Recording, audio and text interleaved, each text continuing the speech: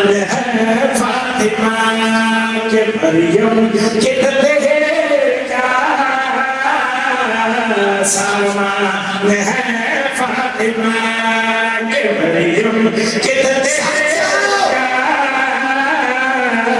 सामान है फातिमा वजूद हकीकत में शामिल हुई है वजूद हकीकत में शामिल हुई है जिसे पढ़ के यासीन कामिल हुई है वो कुरान है फातिमा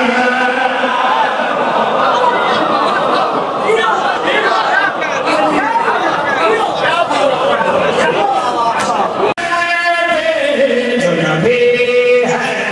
वो खड़ा है जो नबी है वो खड़ा है जो नबी